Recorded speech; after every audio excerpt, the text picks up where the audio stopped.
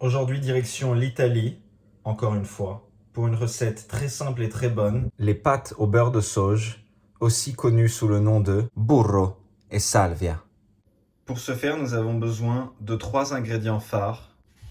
Des pâtes, ici des bucatini, de la sauge, voilà à quoi ça ressemble, c'est très bon. Du beurre doux. La beauté de cette préparation réside dans le peu de préparation nécessaire. Je prépare l'eau des pâtes. Pendant que l'eau bout, je vais simplement effeuiller ma sauge.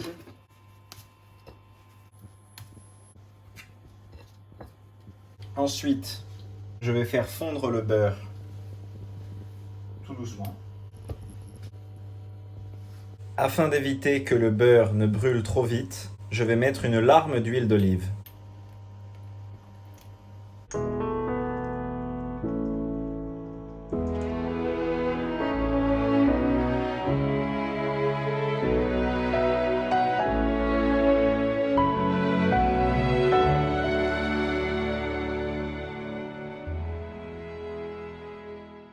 Une fois le beurre fondu, je vais attendre un tout petit peu qu'il mousse avant de mettre la sauge. Je vais ensuite continuer de le cuire jusqu'à ce que les solides se séparent des non solides.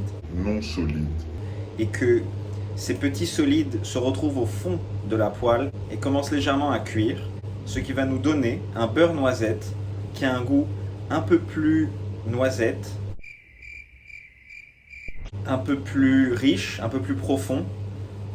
Et ça va parfaitement se marier avec notre préparation du jour. Là, on est sur le beurre fondu. Ça commence à se séparer.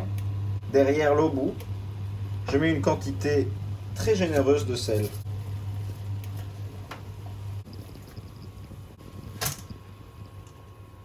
On l'entend crépiter. Je vais y glisser ma sauge.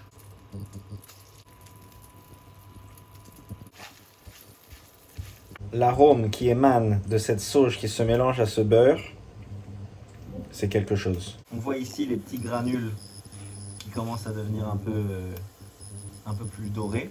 Ça, c'est qu'on est en train d'avoir le beurre noisette. Et aussi, on peut le sentir, ça se sent. Juste avant que mes pâtes soient prêtes, je décale un peu la sauge légèrement noisette, on va dire. Vous voyez, c'est pas la folie, mais c'est ce que j'aime.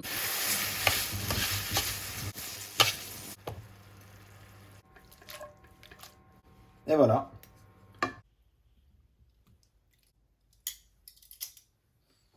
Des pâtes au beurre de sauge. Très simple, mais très bonnes. Alors, elles sont comment, ces sauges?